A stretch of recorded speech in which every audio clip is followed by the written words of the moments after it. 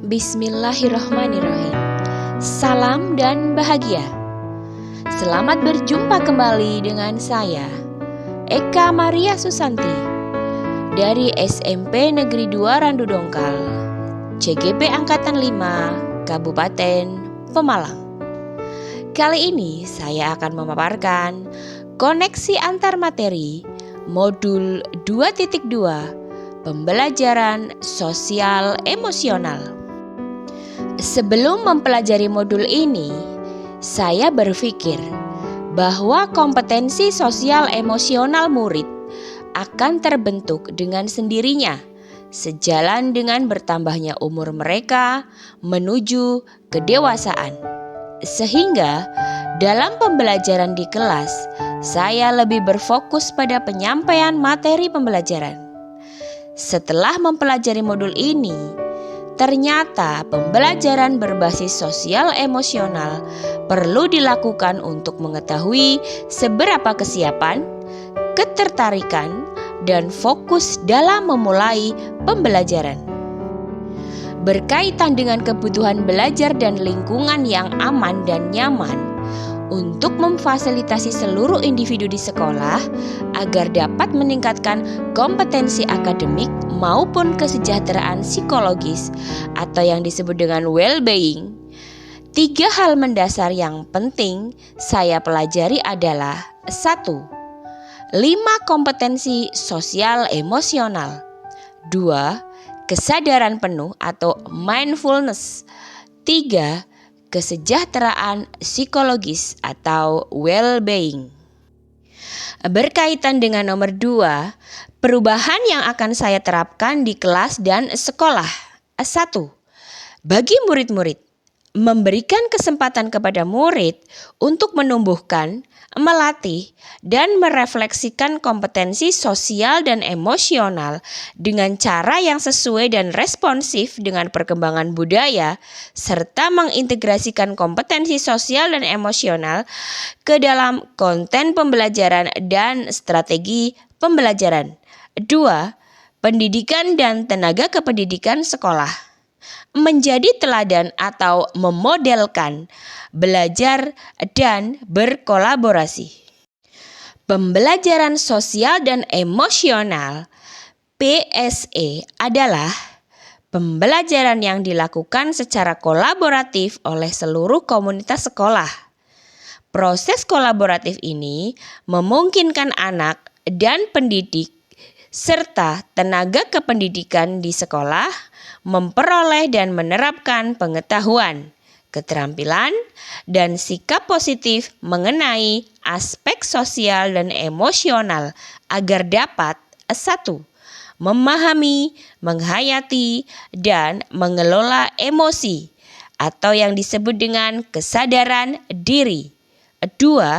Menetapkan dan mencapai tujuan positif, yaitu pengelolaan diri. 3. Merasakan dan menunjukkan empati kepada orang lain atau yang disebut dengan kesadaran sosial. 4. Membangun dan mempertahankan hubungan yang positif disebut dengan keterampilan berelasi. 5. Membuat keputusan yang bertanggung jawab, yaitu pengambilan keputusan yang bertanggung jawab. Kesadaran diri adalah kemampuan untuk memahami perasaan, emosi, dan nilai-nilai diri sendiri dan bagaimana pengaruhnya pada perilaku diri dalam berbagai situasi dan konteks kehidupan. Contoh, 1. Dapat menggabungkan identitas pribadi dan identitas sosial. 2. Mengidentifikasi kekuatan atau aset diri dan budaya. 3. Mengidentifikasi emosi-emosi dalam diri. 4. Menunjukkan integritas dan kejujuran. 5. Dapat menghubungkan perasaan, pikiran, dan nilai-nilai. 6. Menguji dan mempertimbangkan prasangka dan bias. 7. Memupuk efikasi diri. 8. Memiliki pola pikir bertumbuh. Dan 9. Mengembangkan minat dan menetapkan arah tujuan hidup. Manajemen diri adalah kemampuan untuk mengelola emosi, pikiran, dan perilaku diri secara efektif dalam berbagai situasi dan untuk mencapai tujuan dan aspirasi. Contoh: 1. Mengelola emosi diri. 2. Mengidentifikasi dan menggunakan strategi-strategi pengelolaan stres. 3. Menunjukkan disiplin dan motivasi diri. 4. Merancang tujuan pribadi dan bersama. 5. Menggunakan keterampilan merancang dan mengorganisir. 6. Memperlihatkan keberanian untuk mengambil inisiatif. 7. Mendemonstrasikan kendali diri dan dalam kelompok.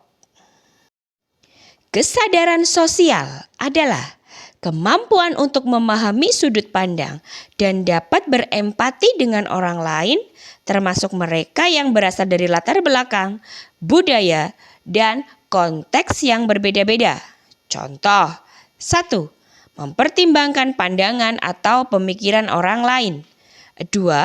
Mengakui kemampuan atau kekuatan orang lain. 3. Mendemonstrasikan empati dan rasa welas asih.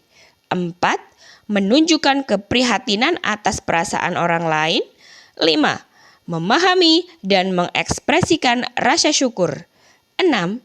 Mengidentifikasi ragam norma sosial, termasuk dengan norma-norma yang menunjukkan ketidakadilan. Keterampilan berelasi adalah kemampuan untuk membangun dan mempertahankan hubungan-hubungan yang sehat dan suportif. Contoh: 1. Berkomunikasi dengan efektif. 2. Mengembangkan relasi atau hubungan positif. 3. Memperlihatkan kompetensi kebudayaan. 4. Mempraktekkan kerjasama tim dan pemecahan masalah secara kolaboratif. 5. Dapat melawan tekanan sosial yang negatif. 6. Menunjukkan sikap kepemimpinan dalam kelompok. 7. Mencari dan menawarkan bantuan apabila membutuhkan. 8. Turut membela hak-hak orang lain. Pengambilan keputusan yang bertanggung jawab adalah kemampuan untuk mengambil pilihan-pilihan membangun yang berdasar atas kepedulian, kapasitas dalam mempertimbangkan standar-standar etis dan rasa aman, dan untuk mengevaluasi manfaat dan konsekuensi dari bermacam-macam tindakan dan perilaku untuk kesejahteraan psikologis atau well-being diri sendiri, masyarakat, dan kelompok. Contoh: 1. Menunjukkan rasa ingin tahu dan keterbukaan pikiran. 2. Mengidentifikasi atau mengenal solusi dari masalah pribadi dan sosial. 3. Belajar membuat keputusan beralasan atau masuk akal setelah menganalisis info, data, dan fakta. 4. Mengantisipasi dan mengevaluasi konsekuensi-konsekuensi dari tindakannya. 5. Menyadari bahwa keterampilan berpikir kritis sangat berguna baik di dalam maupun di luar lingkungan sekolah. Kesadaran penuh atau mindfulness adalah kesadaran yang muncul ketika seseorang memberikan perhatian secara sengaja pada kondisi saat sekarang dilandasi rasa ingin tahu atau tanpa menghakimi dan kebaikan. Kesadaran penuh, mindfulness, sebagai dasar penguatan 5 kompetensi sosial dan emosional. Praktek kesadaran penuh dapat menggunakan teknik STOP atau STOP.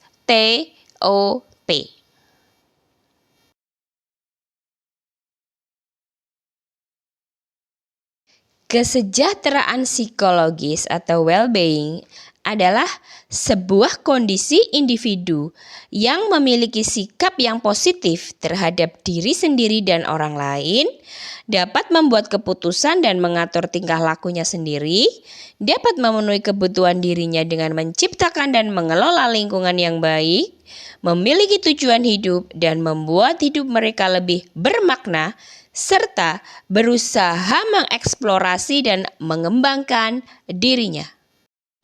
Koneksi antar materi.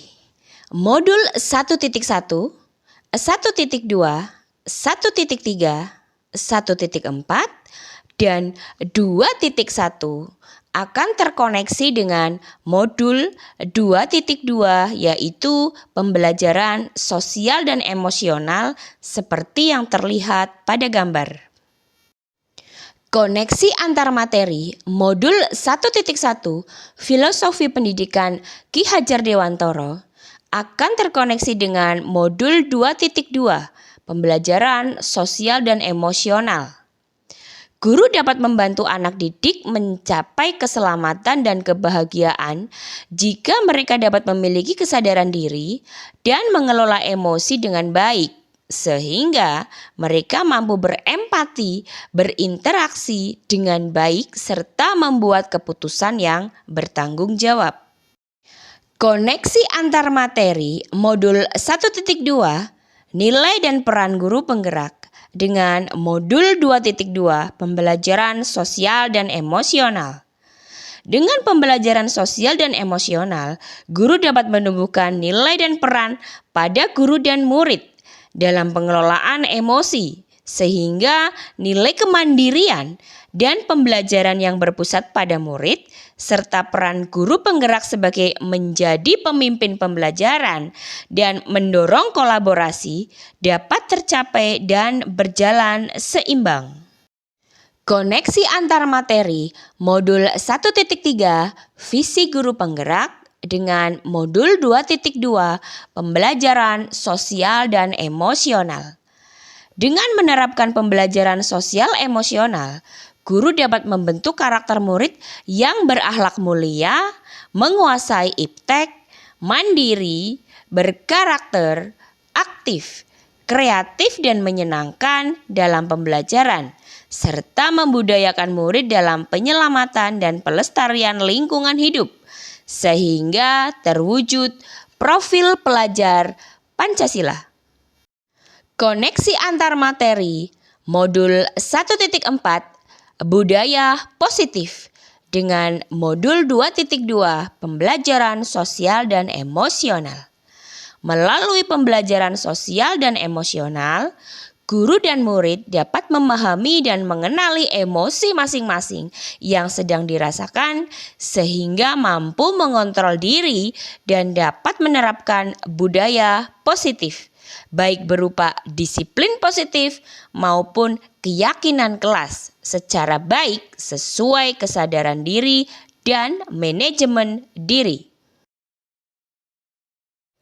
Koneksi antar materi modul 2.1 Pembelajaran berdiferensiasi dengan modul 2.2 Pembelajaran Sosial dan Emosional. Dengan pembelajaran sosial dan emosional, guru dapat melakukan identifikasi emosional dan karakter siswa yang dapat digunakan sebagai dasar pemenuhan belajar murid berdasarkan konten, proses, maupun produk yang dapat disesuaikan dengan minat murid. Demikian pemaparan dari saya. Terima kasih. Salam dan bahagia.